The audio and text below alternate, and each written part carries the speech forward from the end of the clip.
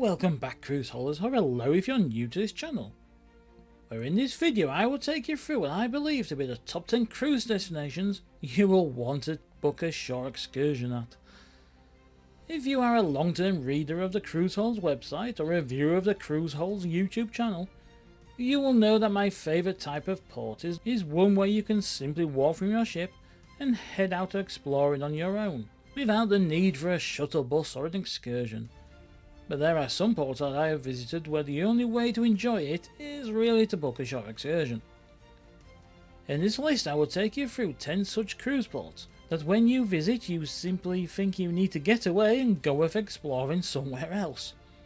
This top 10 breaks down the ports that I have personally visited and found nothing worthy of visiting, or ports that I have researched and simply thought there's no point in going there because I'd have to take an expensive shore excursion. So if that sounds of interest to you, make sure you like and subscribe, and why not leave in the comments below somewhere you've been to where you were just left with no choice but to book a shore excursion. My name is Darren, and this is my top 10 cruise destinations you will need to book a shore excursion at. When you think of calling into Stockholm on a cruise ship, you think of sailing past hundreds of islands before arriving in the city centre and docking within walking distance of many of the Swedish capital's main sites. Sadly, many cruise ships visit Nynäshamn and still call it Stockholm despite being about an hour away. The entry into the port isn't too impressive, the port itself is designed for ferries, and there is little on offer in the town. Whilst there is a train station in Nynäshamn, trains aren't that frequent and you will waste most of your day getting to Stockholm and back. So if you want to explore all that is on offer in Stockholm, you will need to have to book a probably quite expensive excursion. And the chances are that you will just be heading to where many on board the ship thought they were going to be anyway. If you are booking a cruise calling into London Tilbury, you may get a shock if you haven't done your research before arriving, as you won't be greeted by Tower Bridge, the Shard or the Houses of Parliament. Instead you'll be welcomed by a sewage works, containers and a logistical hub, although there is a small fort at least nearby. The port is around a 45-minute drive to the Tower of London and an hour from Buckingham Palace, but with London traffic you could easily be looking at double that. With nothing but an industrial estate around the port, and the town of Tilbury itself having nothing to offer visitors, this is the one British port of call where you just have to plump down for the cost of an excursion. Known simply as Madryn, the port is a popular one for ships sailing around South America, or down to Antarctica from Buenos Aires, and whilst that may make you think of an idyllic Patagonian town just waiting to be explored, the truth is far different. Madryn is a working town with little on offer. Well, aside from the incredible wildlife found in its waters and along the coast from Madryn and the beaches that are near to it. Everything from whales, orcas, penguins and seals can be seen on an excursion from your ship when visiting Puerto Madryn, and it is the main reason why most ships take their guests there. The capital of Papua New Guinea is growing as a cruise port, as lines look to give their guests a chance to explore the incredible rainforests that surround it. Whilst there are unforgettable experiences on offer for those heading off to explore on an organised tour, there are a few difficulties for those wanting to explore on their own. The infrastructure of the port and the city itself is limited at best, and there are also safety concerns for tourists, so take away from all the worries and simply book through your ship for an adventure to remember, at a cost of course.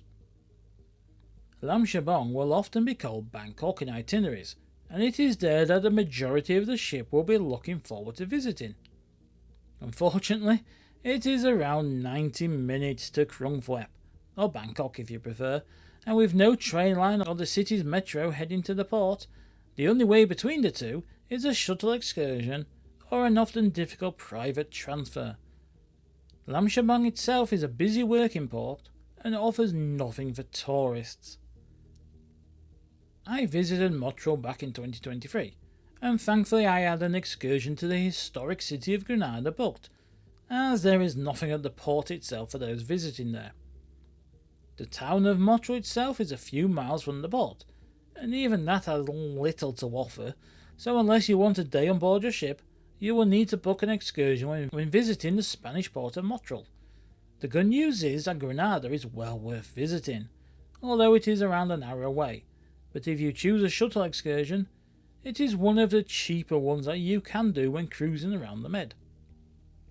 If you are visiting India on the cruise, there will be a few issues at every port, including long-winded and pointless immigration procedures, so planning to do anything on your own can be tricky. At most ports that is something you can do, and places such as Kochi have good metro systems. But if you want to visit the beaches or the churches of Goa, the port you arrive at will make it difficult. The port of Mormugao is a run-down working port where it is a long walk down a back road to get to anywhere, and even that isn't really worth the effort. Most cruisers will either head to the beautiful beaches of Goa, the main city of Penang, or they will head to see some of the beautiful churches including the Basilica of Bom Jesus. Each of those options will need an excursion, and with organised independent adventures all but impossible at the port, with the issues of timings getting on and off your ship, those wanting to make the most of their time in Goa will have to head off on an excursion, as I did for my visit there. Port Klang is an impressive port to arrive at, as you will sail past many of the world's biggest container ships, but that's part of the problem itself for those wanting to visit there on a cruise and do their own thing. As one of the biggest commercial ports in the world, visitors are very restricted as to where they can go in port, and depending on where you dock, you may need a long shuttle just to get to the cruise port. Even those arriving at the main cruise terminal, something I sadly didn't get to do when I visited there, you will get to walk from the ship, but it is a couple of hours walk into Klang itself. You can grab a taxi, but even that isn't really worth it as Klang has nothing to offer visitors, and even little for those living there, as a town solely to house those working at the port.